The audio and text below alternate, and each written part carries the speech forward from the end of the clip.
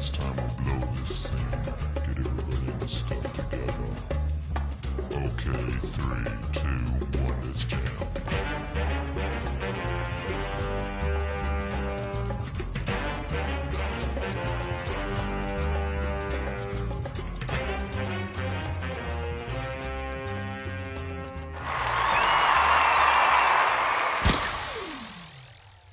Boom. And there we go. And how you feel? I'm feeling good, bro. You good? Okay. And boom. What's up? What's up? What's up? Welcome back, goddamn it, to another edition of Tell Me a Joke, the guy that takes the dream. I'm your host, Maniacal, Menace. Kyle Smith said the whole thing like a pimp named Slickback. And today on my side, I got the poet, the father, the entrepreneur, the man that's been out here. He's making it. I appreciate what he's doing, Mr. Poetry or Die himself. Appreciate Khalid, how you doing? Oh, boom! Get the claps on. Get the claps on. Where is that? Thank you. There it is. There it is. There it is. There we are. There we are. All right. How you been, man? How you I've been? been striving, man. Staying focused. Yes, sir. Mm-hmm. What? So you're outside now. You feeling? I'm outside. You feeling a lot man. better. I'm feeling a lot better now. This is good. You being a father. How do you do it all, man? Man, it's a balance, man. You just gotta put it in order. Yeah, you know, bring that thing out there. You just gotta put it in order, man. It's a balance, you know. Gotta organize it to the thing that's most important to you, right? And then work your way down. Yeah, you know.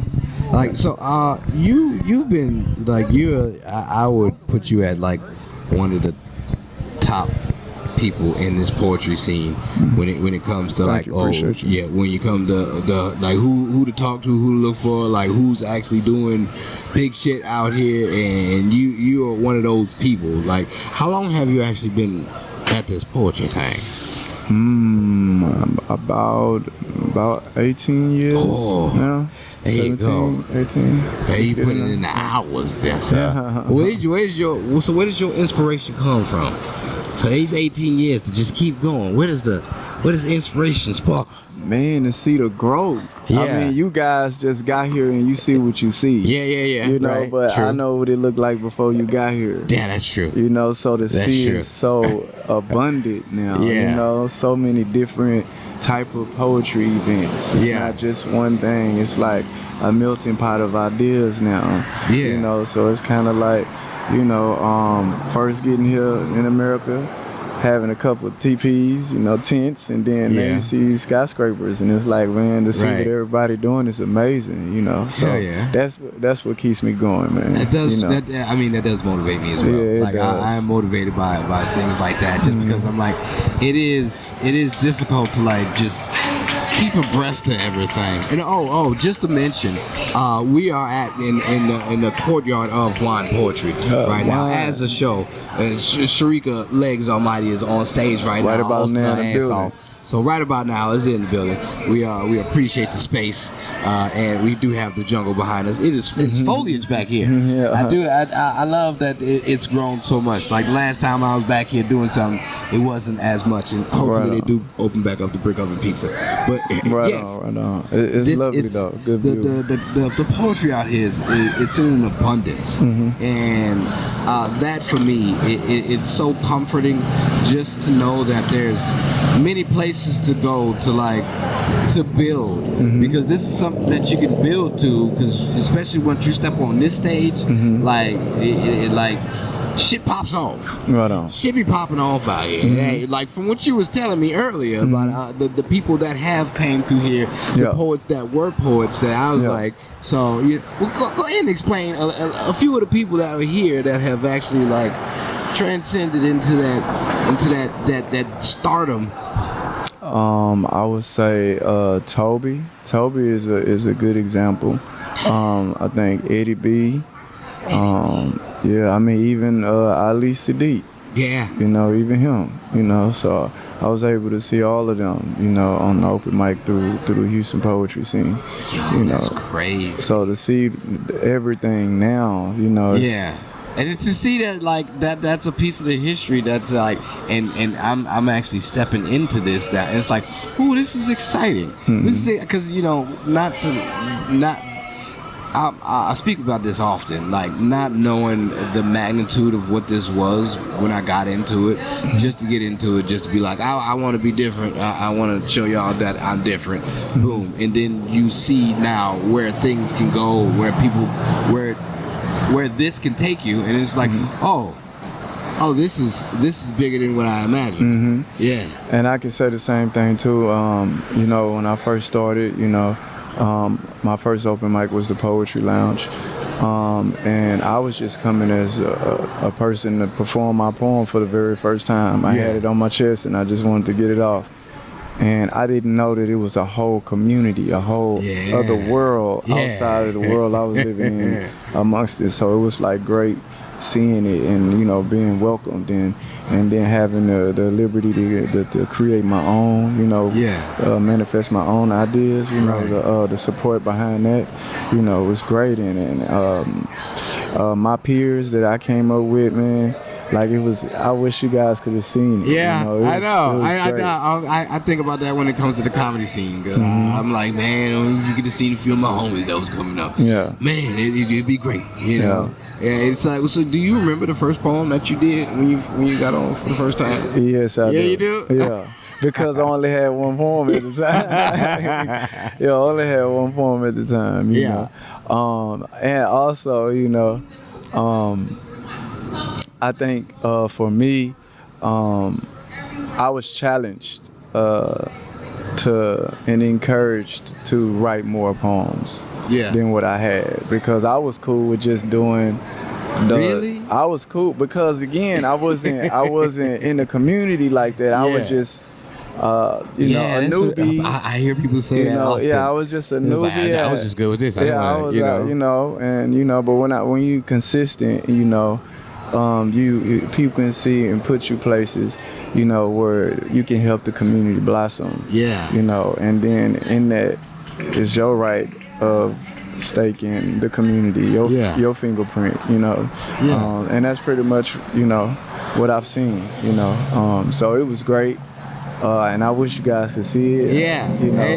I mean, you know, new memories are here to be built now. That's fair. Which is always fun, and it's nice to be a part of that. You know, you're still a part of it, so it's just like steady growing. It's steady growing. The growth is always the fun thing, because you never know where it's gonna go. And from me, when I first stepped on this stage here, from what I did to where it is now, to where I'm like, oh, seeing other people come through, and I'm like, oh, this person's got it. This person, because you know, some people come up here and they're just like, you know, I just want to express myself on this stage because it's this stage. But then some people come here and be like, no, I got something in me that I need to follow through with. And I can't say those group of people, they stick out like sore thumbs. Yeah, they stick out like sore thumbs, bro. So it's easy to spot them. Yeah, it is. But I see a few in the community now that I know that will, you know, maintain the community. You know, once we're gone, you can see. You know. So that's a good thing to know too. Yeah. Oh yeah, y'all out there. Those babies. We out here growing. I see y'all. We out here growing, man. The pacifiers is out. We on the sippy cups. Right on. Yeah, man. It's been a joy to be a part of something so massive like this. Yeah. Like, and just to see where it's going, to see that, you know, everybody has different styles. Like, I always thought it was just one thing when it came to poetry. Oh, a poet is just this, and it's gonna be sad, and it's gonna be smoky in the area. You know, it's probably gonna smell like patchouli oil and bean bags on the floor. That's what I imagine. You know, a very dimly lit room. You know, motherfucker, Most Def or something like that. That's probably that's probably the only person I can think of come out and doing poetry. And now I'm in the scene to where I'm like, well, I'm a comic. And then I'm like, nah, nigga, you do poetry, and it's like, yeah. When you blend the two together, man, it's amazing. It's fun. It's fun. I like to wrap my brain around around the absurd, and just to see where I could take it. And an audience like this, they just really appreciate it. And it's like, fuck yeah. You know, this is good that this is actually, this takes me somewhere. That I can actually go somewhere with this, because it feels like as an artist, certain things that you do can be stagnant and kind of mundane. Like, why am I doing this? Where is this supposed to go? Like, where am I supposed to take this? The satisfaction I get from it is nice, but can I sustain life from it? And for me, you know, we all see it that way, but man, it's a whole bunch of books out there that talk about manifesting and the keys of life, and bro, being consistent, you know, being motivated. There's a barrier between, you know, your success and your failure, and you see the failure closer than the success. Always. And it's like, if you can hold it through that little barrier right there, you'll be able to see it. And most of us don't do it. Most of us say, you know, well, I'm a father. Right. You know, how I'm going to balance this. Oh, right. I've been playing that game for quite some time. I'm like, oh, it's time to give it up, man. You know. Time to hang up the fucking gloves. And I don't want to. I don't want to hang up. I got so much. You should. There's so much. I mean, I've just built into something that I'm like, oh, I can't stop this now, because it's finally molded into something that's like, that can walk around on its own 2 feet. And so I need to see where this go. I gotta follow through with this, just because this can take me further than where I can imagine at this moment. And I'm saying you're getting closer to that barrier. But at first, when you first started, you was nowhere near that barrier. Nowhere near. You know, so it's out here fucking wading in the wind. So I think you should stick with it, and you know, I think it's gonna grow beyond your imagination. I bounce back and forth. Well, I haven't been on the comedy side in quite some time, but I do get upset that I don't go on that side. But I always play it as like, this is my mainstay. So what I do is gonna have a comedy aspect about it. Okay. Like, regardless of wherever, how sad, doesn't matter how sad things are gonna be. Like, I'm always gonna pull out a funny aspect from it. And I see that as the comedian in me, that I'm always gonna be that, because I can't help but to be that. Like, I never did come to poetry just to do the black and sad. And, you know, I understood that that's what it was, but I was like, I don't want to conform. You know, so, you know, hence why Eyebrows was the first thing that I came out with. And just to let you know, fucking Icon, she was the first person that was like, yo, nigga, this here, you don't nobody do this. You work on this. You got something. And I was like, yes, ma'am. Because you still got like a sore thumb. It was one thing, because the room that I was in, I was very uncomfortable, just from the background that I come from. I come from private schools, white folks, you know, so to be in a room full of brown faces, people like me, and to do something that's out of the ordinary, you know, I was very nervous. And then also to talk about some shit that black people would probably be sensitive about. They love their eyebrows, you know, so, you know, to come in there and talk about it and not actually have to pull them down. Oh man, I struggled through that thing the first time. I felt so nervous, like my pits was sweating. But they loved it. They did. They ate it up. I was like, hell yeah. They had music playing behind me. I was like, no more music. I don't want this music behind me. And that from then on, I was like, oh, I need to keep doing this. Like, in the beginning, I understood that it was gonna be rocky, and I was gonna, you know, there was gonna be things that I was like, you know, this will work, this won't work. Something until grandmothers came around, I was like, man, I don't know if I'd ever be able to do anything compared to Eyebrows again. But as more and more comes, I'm like, oh no, I'm good at this. Okay, just keep going, just keep swimming, basically. And I don't know how you feel about this, but you said something when you was writing those poems. Did you well, clearly maybe not the first one, but when you wrote you said the grandmother, right? Did you feel and know that it was one of them ones? No, grandmothers was shelved. Okay. I put grandmothers to the side. I was like, this is absurd. Nobody's gonna go shit about this. Like, why would I even talk about something like this? And then I was like, you know what? Let me just sit back and I reworked it, and I tweaked it up a little bit, and I was like, alright, whatever. It's silly enough to be like, yeah, but then also I'm talking about fucking people's grandmother. And so, you know, I played the line of balance. I'm like, how absurd is this? Is this too absurd to bring to people? And yes, on one hand, it is too absurd to bring to certain people. Yes. But to a younger generation of my kind, and people maybe younger, they find that shit hilarious. Yes, it is. So I'm glad. I'm glad that I didn't shelve it for long, and I brought that bitch back out. But yeah, it lost a few gigs. Yeah. You know, after people heard it, it was like, hey, that's silly, but can't use you. It was like, oh shit. Yeah. So you know, even though I am talking about the elderly, they're like, nah, we don't like you talking about us like that so aggressively, little nigga. It's like, okay, I got it. That wasn't your audience. Don't worry about it. Yeah. So it is fun. Like your wordplay and the way you put things together and your personification, your metaphors. Like, oh my God. Like, where do you write at? Well, okay. So this is a crazy thing, right? Oh, I love it. So it's a little different now because I am a father. Okay. Right?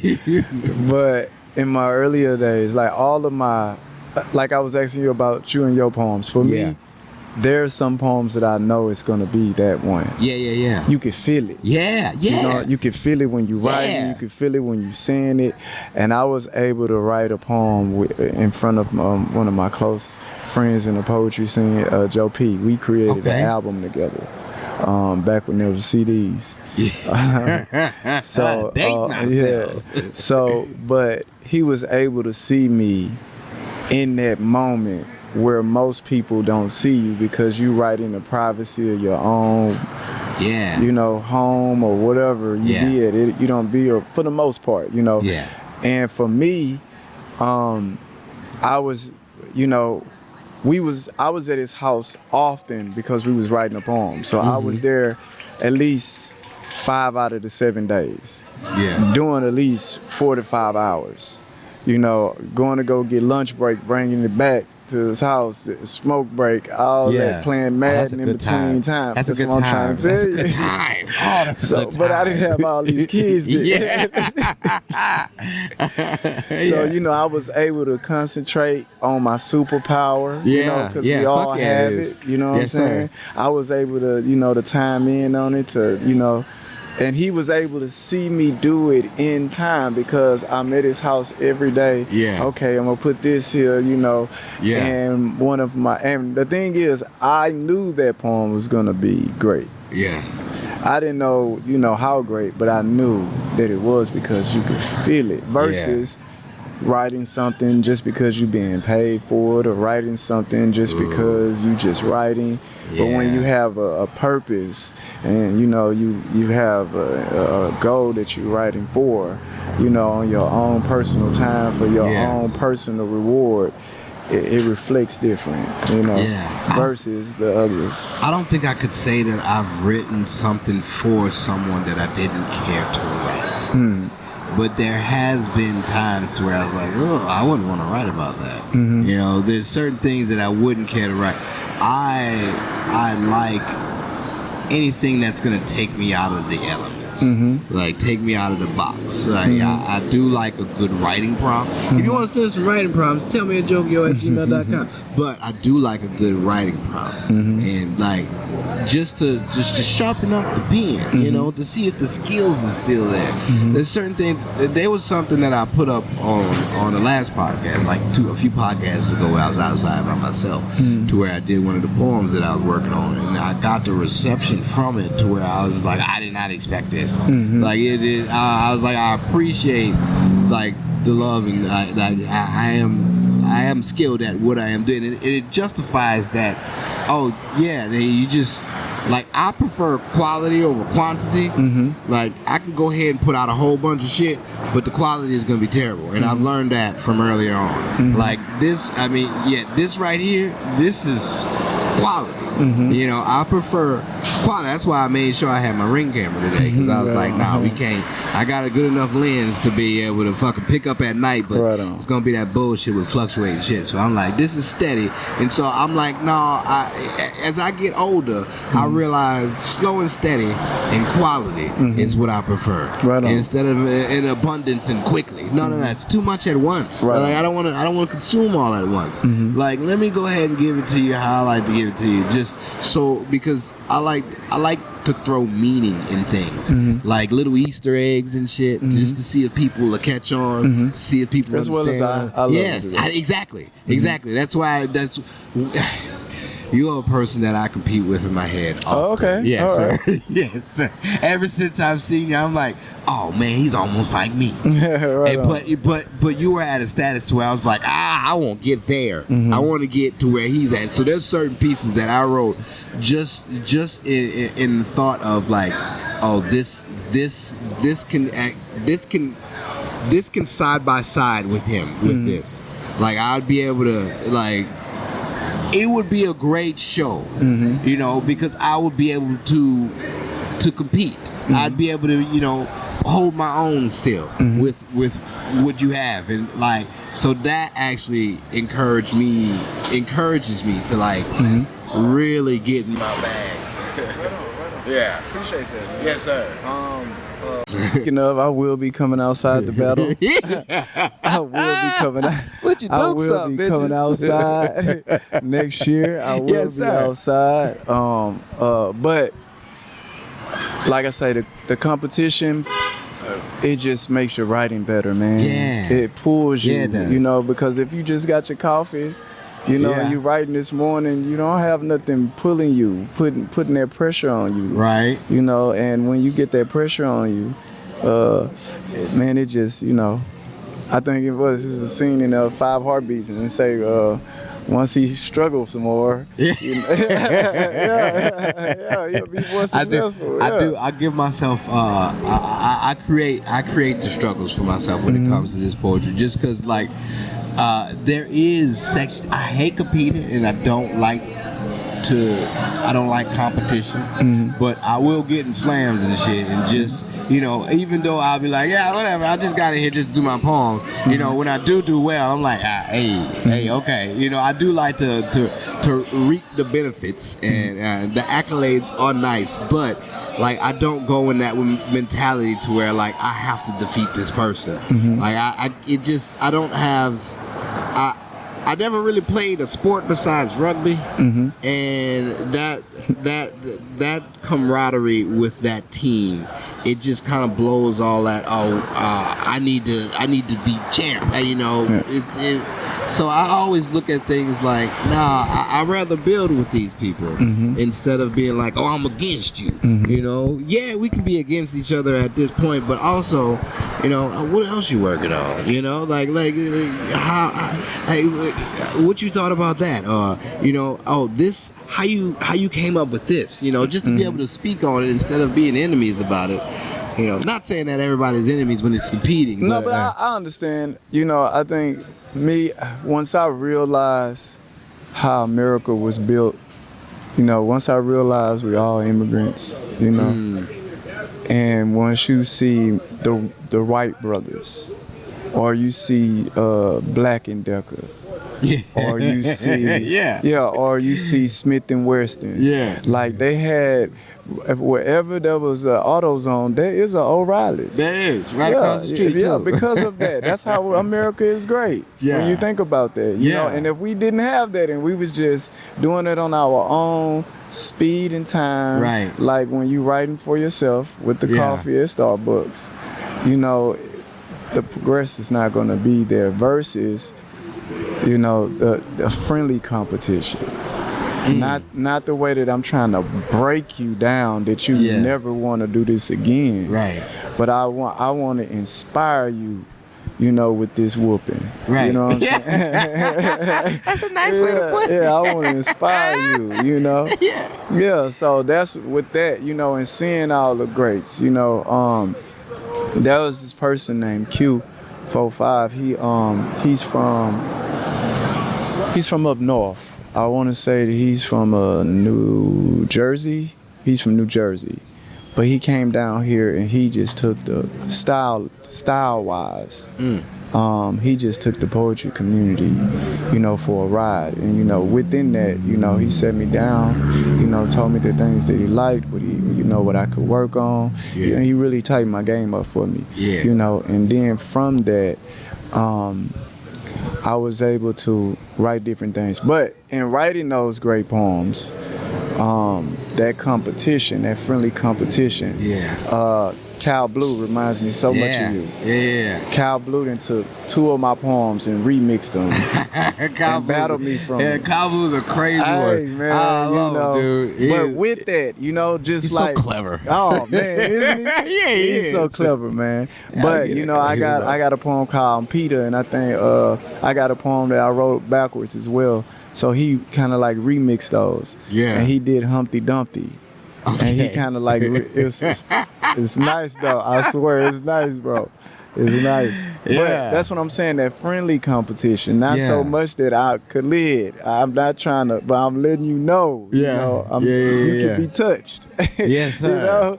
So, you know, so yeah, man, I can see that. I can see that. I might ask him to come, try to see what that next year look like. Cal Blue nice. Hell yeah, I gotta get him on here. Yeah. I'm not a person to collab with people. I know my works is difficult, especially the way I write and the way I think. So, but as I think about it, I have collabed with people. Like I've done pieces. They ain't never done nothing with it yet. We ain't never done nothing with it yet. But I have pieces that I've written with people, and there's a big collaboration piece now that I'm in the works with a few people, and I'm like, oh, this is exciting. Okay. Like just a big compilation piece from everybody, and you know, to be able to be back outside, it just feels really good. Even though, you know, I me and my little man, he's about to be 2, so. You know, the growth of seeing him and just always wanting to be around is one thing, but also wanting to show him that, hey, look what Daddy did. Okay, check this out. You know, don't think that I'm not there. You know, I'm always gonna be here, but also I'm trying to build this platform for you to just step up on. That's it. That's all you need to do. You don't need to go through none of these hoops no more. Is you can just step up here and come on. Yeah. Likewise. Yeah. I appreciate that wisdom, man. Definitely. Sure. I seen some shit with Godfrey and Kevin Hart. And Godfrey, it was a little joke banter that they was doing back and forth, and Godfrey was he was upset of Kevin's success. He was like, God, fucking every time I see you, it just makes me so mad. And he's like, yeah, man, I'm doing real well. You see that name? That's my name up there. And he's like, oh, man, every time I see you, it's happy. Good to see you, but I hate you so much. Yeah. And he's like, yeah, man, I'm doing real nice. Look, my daughter, she's interning. Yeah, you know, like that's family generational wealth right there. That's in-house wealth right there. Yeah. Look, I gotta go. She's pulling me to the side. I gotta go. She working. Look at that. My daughter. I was like, oh, that's what I could do that. Right on. I could build that. Yes. That I could do some. All right, then don't give up. You know. I ain't gonna lie. I think you and Cal will make a great. Yeah. Yeah, I think so. Yeah. Bro. I once I sit down and think about it, because there's things that I think about. I'm like, oh, this will work well with this person. This will work well with that person. And so I'm actually put that in the works now since you said about it. Yeah. Since you brought it up, boom. Yeah. I can't wait to see what it is. I can't wait to see what it is, man. I'm excited. I gotta again, holler at bro. him, see where his mind at. Oh, but Yeah. he will do it. He'll do it. He'll do it. He's amazing, man. Both of y'all together be a super. I know. I've never done like a tandem poem like that with anybody ever. Yeah. So that would be my start. No. That would be great. That would be good. He will be the person that I should I'm probably try to start that way. I'm trying to tell you, bro. Listen to the elders, nigga. Oh, okay. I got it. Yeah. So, you've been at this for a minute. So how you know when your poems are done? Oh, that's a good question. Okay, so for me, again, you know, even though I started off at an open mic, you know, I gravitated to slam. Yeah. And I had slam coaches, Brother Sid, Savannah Blue. Shout outs. Yeah, shout outs. Houston Slam team. But they always make you write your poem in the standards of slam time, which is 3 minutes and 10 seconds. So all of my poems are made just in case I gotta go in battle, man. Preparation. I can't do anything longer than that. That's like a good set time though. Like with comedy, when you notice that timing is all about like timing is key, and to be able to have something that's not too lengthy and that ends and that comes to a point to where it's like, oh yeah, that is key. And so that's why most of my poems aren't longer than 3 minutes and 10 seconds. All of mine right up on the eye, so I can slam with anything I got. I ain't got to worry about the time. Oh, come on now. Come on. Shurikens on deck. You know? That's awesome. Yeah, so I got a lot of more. I'll talk to you about that off. But I got a lot of more shortcuts that I use. Oh, we get to learn some tricks in the game. I love it. So what tell? Okay. So if you go on the 3 minute 10 second rule, what tells you that this is complete? How do you know when it's ended? Once I'm at 3 minutes 2:85, I'm done. It doesn't matter where it's at. It don't matter where it's at. No. Well, because check this out. This is the way that I was taught. Yeah. You know how people got different. You know, in the beginning, it was the word snitch wasn't here. It was telling. You telling. You get what I'm saying? Yeah. So now we have the word snitch. Yeah. Now within that, what you think a snitch is has evolved. Yes. All right? Yeah. So it's something different now. You get what I'm saying? Right. So, you throw these Khalid philosophies at me. It's something totally different. You know, so when the rule of writing, if me and you are hypothetically talking about similar things, and I can say what you saying in a short amount of time, that makes me a better writer than you. If I get to the point and paint that same picture that you painted, it took you 4 minutes to do, and if I can do that in a fraction of that time, then I'm a better writer. You know, but that has probably evolved since then. You know, but if I have that. You know, and this is just being in school. This is just being in school. That's what I learned that from. Yeah. So when you write it in a small amount of time, meaning you using small amount of words, you're using more descriptive words. Yeah, very impactful. Yes, you get what I'm saying? Right. And it's painting that picture. So if I do it that way in a small amount of time, you also got to realize, man, us as humans, man, your attention span, it's only gonna go so long. You know, once you hit that 3 minute mark anyway, I'm spaced out. I'm gone somewhere else. You know, that's exactly why. If you write everything in that, I don't understand why certain people. I'm like, I get it. You got a lot to say in your poem, and that's one of the things that I gripe about when it comes to poetry. Like certain people, it's like. Yes, it's extensive and you have a lot to say, but also does it need to be this much? Like it can be cut down. This can be there's certain things that like just like you said, like there's certain words that you can use to chop this whole little section down. And why does it need to be like I've heard 10-minute poem, like if you're doing short stories, okay, cool. But you know, when it comes to poetry, especially like open mics and stuff, anything over 5 is just like, yo, this is and now people are getting sleepy. And if you don't catch me, it's a monologue. If you don't catch me at every minute of this piece, like I'm checked out. I'm checked out. And it's like, who is this person? Oh yeah, that was that. Then you lose the story. You know, the intricate details, if there was any. You know, so you know those are the rules that I have stuck by throughout these years. You know, and like I said, it's a few more, but it's rules that I've stuck with. They work. Especially,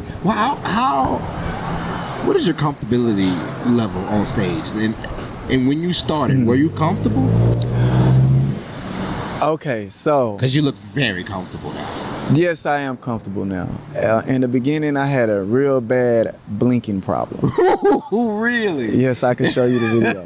It's Wow. very bad. I was doing a poem, I think, at High Dimension. It's a pretty big church.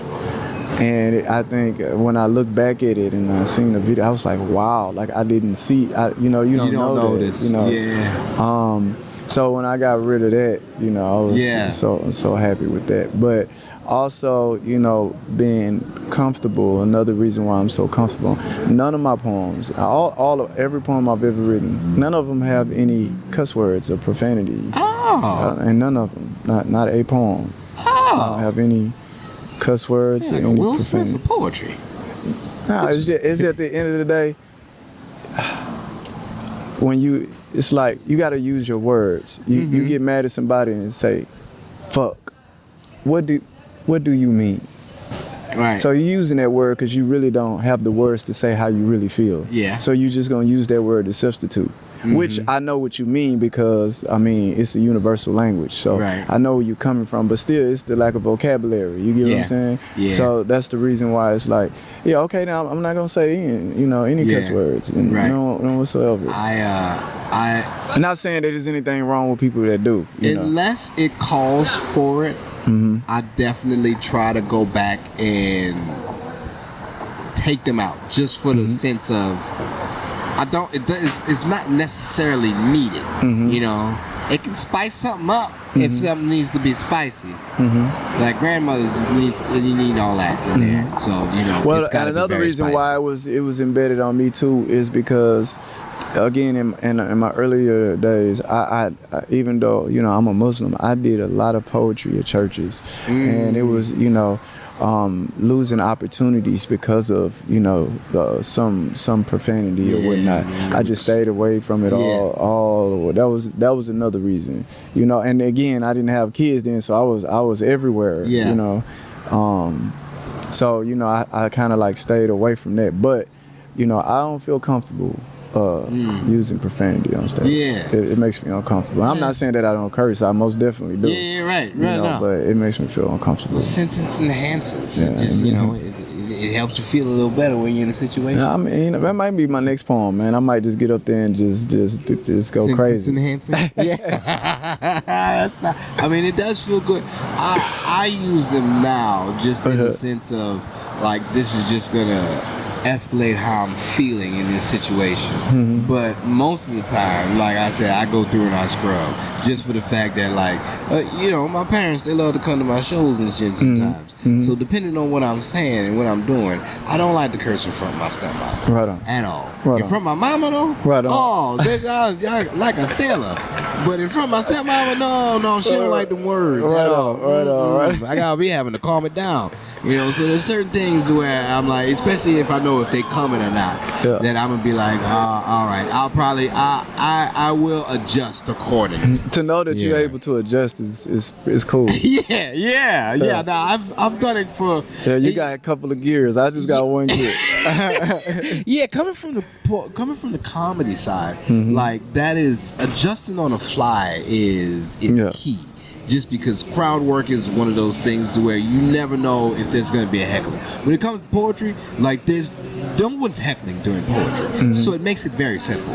But being from that comedy background to where I'm always on guard, like I will come in and read a crowd and be like, oh, I probably shouldn't do this tonight then. Like I will change and adjust on the fly according to who's in the crowd, how things feel.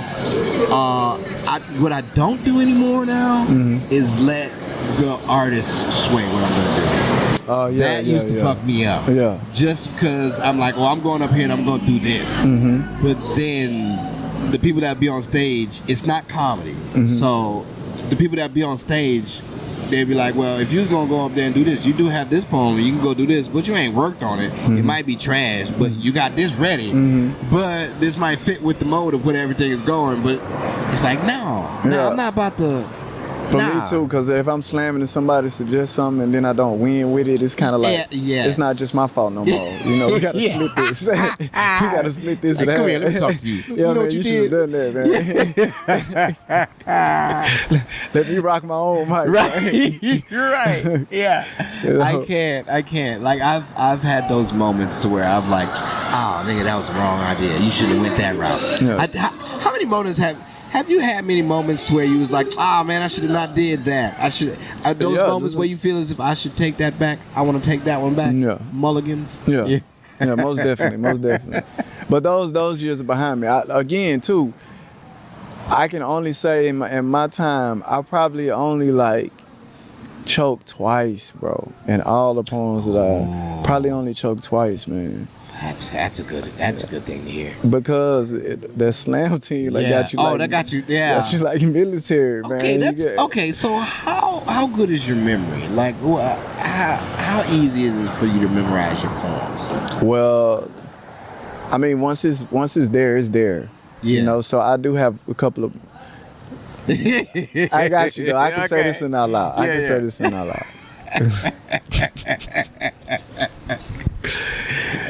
Okay, so when I'm actually writing the poem, when you're writing a poem, erasing, adding, subtract until you get to the part that you say I'm finished, right? That's a part of the memorization right there. Yeah. Maybe not a lot of it, maybe 4%. 4%. But let's say we're going to 100. 4%. You know, just off of photographic memory. Right. You erased that a couple of times. Yeah. You remember, so just that memory alone is That's there, how right? I see it as words on the page. Yeah. As I wrote it. Yeah. So now, but that memory is there though. Yeah, it's there. Yeah. So now that part happens, right? Now I have to edit. Because I got to make sure that it is 3 minutes and 10 seconds, right? Or 289 or whatever, right? I had to make sure. So that's memory as well, right? Because I gotta go through it and time myself, right? So that's memory. Oh, shit. Yeah, Okay. so that's memory there, right? So now that I have that memory, then I have the memory when it comes to choreograph, if there's any. Right? That's key. Choreograph if there's any. So that's why you got to time it maybe at 280 something. You gotta think about the audience, because again, like the poems, I maybe got a handful of poems that nobody never heard before. A handful, not a lot. It's not a lot. You know, it's maybe I got probably about 5 that I'm like nah. But all the rest of them that I've ever written, you guys heard. You know, and you know, the ones that been here that long. It's something that I haven't done in years, but the ones that I've done them all. So therefore, I'm working on this poem to be one of those. Now, it might not be one of those, but at least it's gonna be good enough that it got playback value. Right. So going through that value. So going through that memorization of saying, okay, I know when I'm doing this part, you know that I'm gonna do this, so that part of that. Now it comes the memorization of listening to it. So now I'm listening to it like in my headphones, right? And I'm going over it. I'm saying it over and over again. I'm saying it over and over again. Right. Then it comes the part to know now that I'm saying it and over again, I know it. I'm like 85% there now, right? But you really don't know it. No. You really don't. If you go to an open mic and try to do it at this stage, you're gonna fumble. You're gonna fumble. Right? So you gotta keep going. And now that you made it to the point that you feel like I know it, go in the living room, turn the TV up as loud as you can and perform it. That's a good one. Okay. And once you're doing that and you don't mess up. Okay, now let's go to the open. I've walked, I walk around my job site just reciting shit just because that's how my brain works. So I need to recite somewhere just because I'm not doing, besides me focusing on the task at hand, there's another motor in my brain that's like, all right, you know this, we good with this. All right, cool. I can go ahead and just, boom, my avatar is doing this while I'm over here reciting these poems in my head, going over back and forth. Also dealing with everything else that I'm dealing with, and so that helps. Just like having the TV on, having the TV on, and then turning it up though. That right there. That's like, oh shit, because you know my ADHD brain. If I hear something that will like spark a memory or something like that, I'm thrown all off. All right then. So therefore, if you can make it through that, you know it. You know that joint. And that's why you never see me choke. You never see me choke because I make it through all of those stages before. Now, I'm not saying when you first see me do that poem for the very first time that it's going to be flawless. I'm not saying that. But I'm saying you're not going to see me drop it. Right. You know?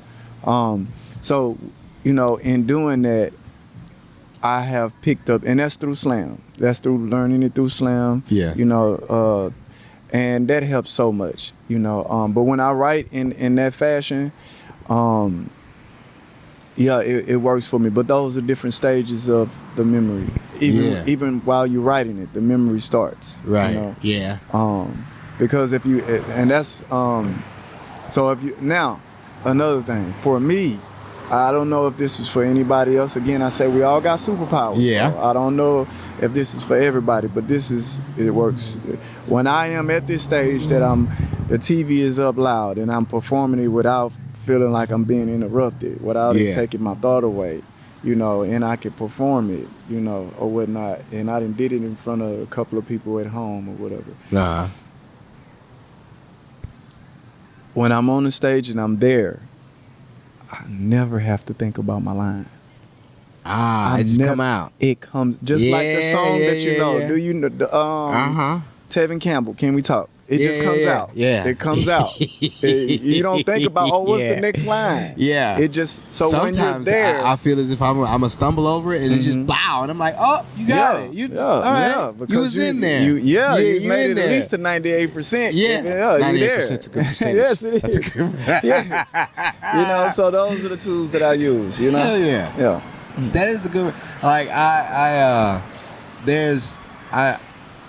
there's things that I go through, I know, because I'm never at 100%, but I'm always writing something new. And just like you said, like as soon as that memorization process starts, as soon as you start writing, and as soon as I start writing, I still got those shit that I'm writing, and I'm like, no, don't start remembering this. I'm like, stop, calm down. I'm still working on this right here. But I'm like, man, this shit fire though. Yeah, I've written 3 poems at one time. It's because I was there though. I had them kids like that. I was full of that energy, man. I got 3 ideas. I'm gonna write a little bit on this one, a little bit on that one, a little bit on that one. I'm gonna bring it, man. Hey, man, those were the times, man. Now it's a pace. Yes, I prefer a pace. Yes, I like a pace. I like a pace because I don't like getting overwhelmed.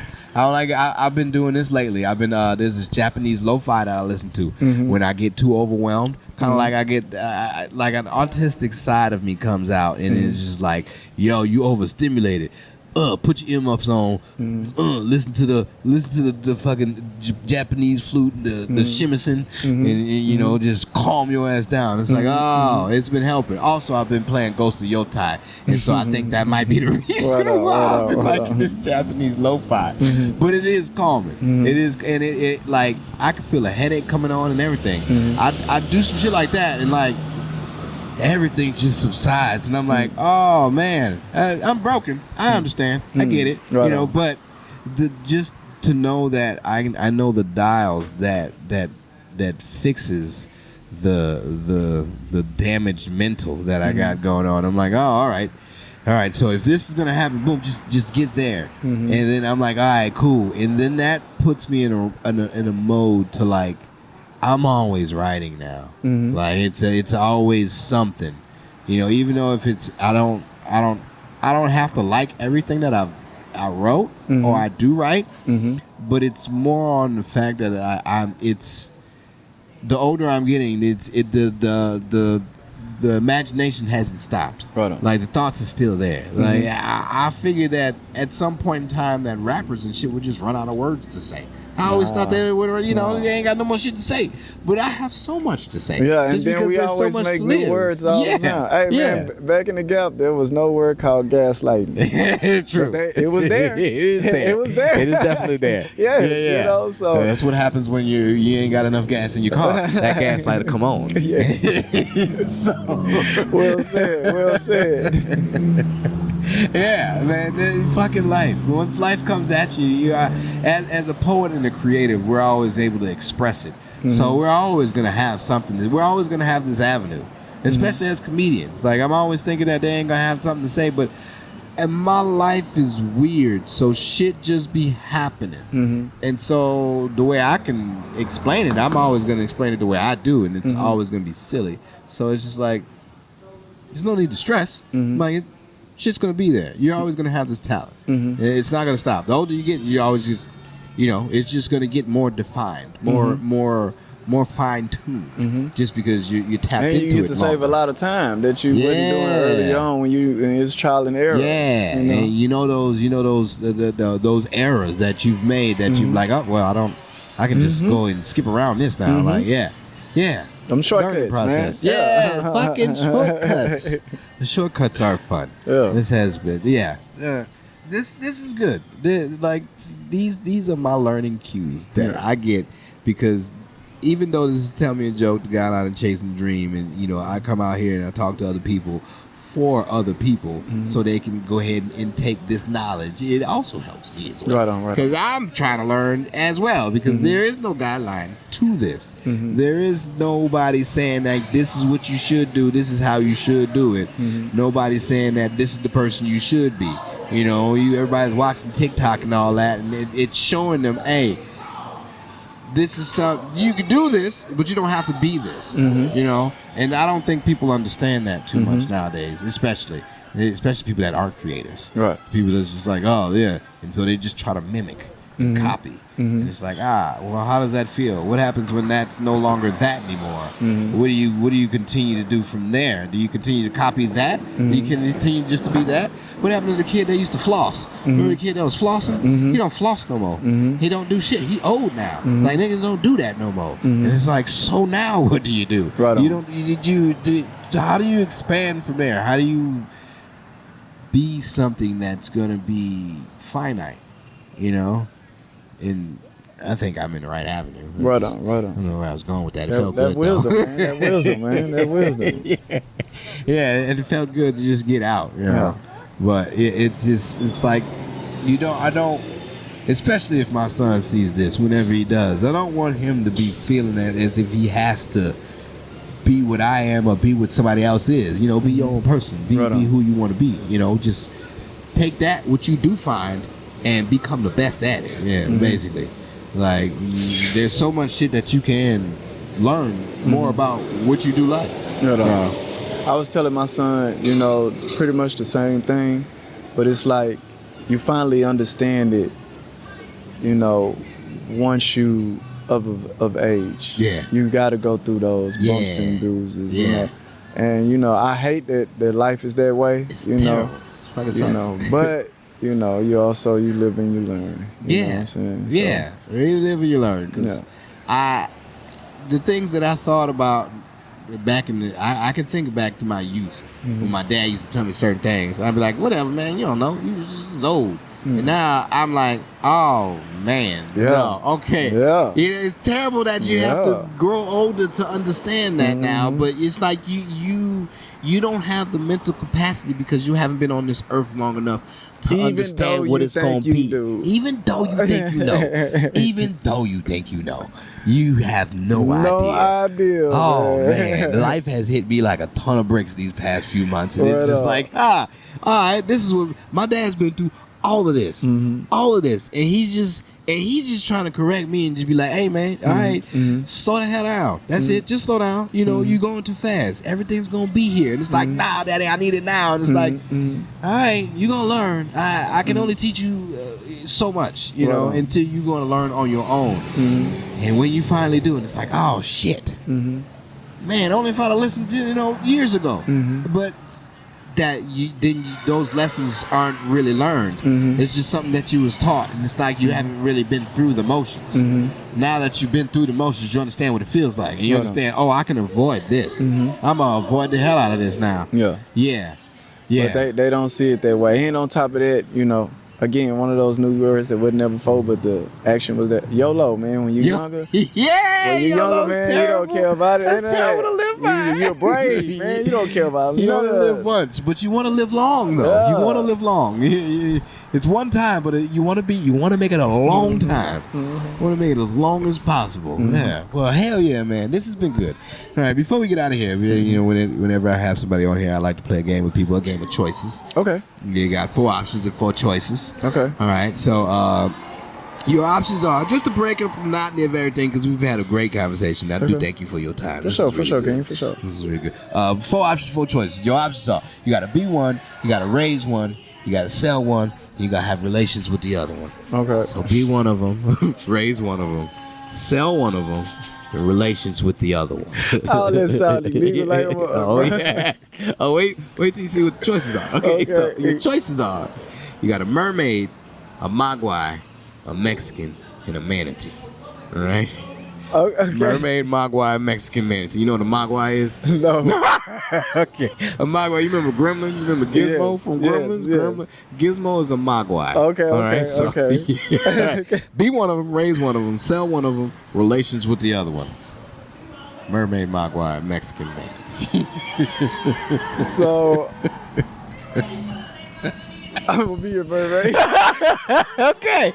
No cap, man, bro. Jason Momoa's a mermaid. Everybody loves Jason Momoa as Aquaman. So. Okay, I'm gonna sell a Gizmo. Okay, yeah, we making money on the black market. I like it. I'm gonna have relations with the Mexican. Okay, perfect. That works. And what was the other one? Raise one. Oh, you raise one. You gonna raise the manatee? If you gonna be a mermaid, raise a man, perfect. That's man. You played it safe just now. You played a safe route, and I actually think Aquaman had manatees on the movie. So, boom. Right on. This is a good game, man. It got me blushing, bro. It's a good game. Fast, I ain't caught me right. I'm going. You got to it so quickly. Usually people take like Chief McKenna. He took like 20 minutes. He's like, wow. Wait, hold on. No. It's like, hell I find out what's most important to you. Yeah. Just chop it down. I love it, man. That was hell yeah, man. That was good as fuck. Oh, man. Well, before we get out of here, man, let everybody know where they can find you at, dude. You can find me on Instagram at Poetry or Die, or at Instagram at A Spoken Word Artist. Catch me at Wine on Wednesdays. Wow. Catch me on the Poetry Lounge on Sundays. Catch me at Snow Industries on Thursdays. Catch me at Free K show on Mondays. Come on. Catch me what we got on Tuesday? They still got Wine on Tuesdays at Wine Records. Tuesday, come on, line up. Back to Wednesday again. Come on, line up. Oh, it's nasty so out here with this poetry. You catch me there. Oh, man. Hell yeah. This is so good. I'm glad to be able to do this. Hey, man, You know what this is. This is Tell Me a Joke, the guy out of Chasing the Dream. I've been your host, Maniacal, Menace, say the whole thing like a pimp named Slick back. And until next time, keep dreaming, jokers. Woohoo!